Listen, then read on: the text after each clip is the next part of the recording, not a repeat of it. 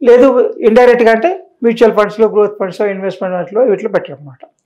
అన్నీ కూడా మనకి అంటే ఇవన్నీ ఫైనాన్షియల్ ఎసెట్స్ అనమాట. ఫైనాన్షియల్ ఎసెట్స్ అంటే ఇప్పుడు బంగారం ఉందనుకోండి, ప్రాపర్టీ ఉంది, ప్లాట్ ఉంది, బిల్డింగ్ ఉంది, ఇవన్నీ ఇమ్మూవబుల్ ఎసెట్స్. అవును. మనం ఎప్పుడైనప్పుడు అమ్మలేమో, కొన్నా కానీ అమ్మడం కష్టం అవుతుంది. కానీ ఇది ఈ షేర్ మార్కెట్లో ఇవి ఏంటంటే వెళ్ళేటప్పుడు అమ్ముకోవాలనుకున్నప్పుడు అమ్మేసుకోవచ్చు దాన్ని. ఈజీ అనమాట. మనం డిమాండ్ ఎక్కువ అమ్మడం చాలా ఈజీ అవుతుంది. బ్రోకర్ ద్వారా అమ్ముతాం కాబట్టి చాలా ఈజీ అవుతుంది. ఇంతకుముందు మోసం చేస్తారేమో షేర్ హోల్డర్స్, బ్రోకర్స్ అనే అనుమానం ఉండేది. ఇప్పుడు అలాంటిది ఏం లేదు. అందరూ రిజిస్టర్డ్ ఆథరైజ్ బౌలర్ సిస్టమ్ కూడా జరుగుతుంది కాబట్టి గత 20 సంవత్సరాల నుంచి మాత్రం ఎలాంటి సమస్య లేదు బ్రోకర్స్తోనే. తర్వాత బ్రోకర్స్ డిఫాల్ట్ కావడము, ఇన్సాల్వెంట్ కావడము, అంటే వాళ్ళు షేర్స్ అమ్మి వాళ్ళ అకౌంట్లో వేసుకొని డబ్బులు ఇవ్వకపోవడం ఇలాంటివి ఉండేది. కానీ అలా కాదు.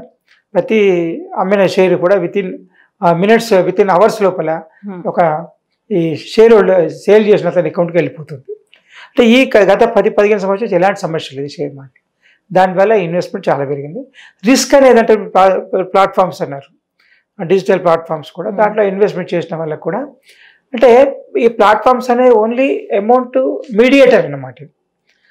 అంటే అక్కడ మనం చేసిన డబ్బుని మన అకౌంట్ నుంచి ఎవరు ఇన్వెస్ట్మెంట్ మ్యూచువల్ ఫండ్ పెడతామో ఆ అకౌంట్కి ట్రాన్స్ఫర్ అవుతుంది అంతే. దీస్ ప్లాట్ఫామ్స్ ఓన్లీ ఎనేబుల్ చేస్తాయి అంతే. కానీ they are not account funds hold చేయరు. ఓకే, ఫండ్స్ హోల్డ్ చేయరు. ఎస్పెషల్లీ కొన్ని ప్లాట్ఫామ్స్కి అయితే హోల్డ్ చేసే అవకాశం కూడా లేదు. రిజర్వ్ బ్యాంక్ పర్మిషన్ లేదు కొన్నిటికి. ఓకే. కొన్నిటికి ఉంటే స్మాల్గా ఉంటుంది, 1000, 2000, 3000, 5000 కంటే ఎక్కువ ఉండదు అమౌంట్. కాబట్టి మన అకౌంట్ డిజిటల్ ప్లాట్ఫామ్ చేసినా కానీ డిజిటల్ ప్లాట్ఫామ్ ద్వారా మన అకౌంట్ నుంచి ఆ మ్యూచువల్ ఫండ్ అకౌంట్కి వెళ్తాయి అన్నమాట. ఓకే. ఈ విధంగా మనకు ఇన్వెస్ట్మెంట్ ఎక్కువగా షేర్ మార్కెట్లో పెరగడం జరుగుతుంది.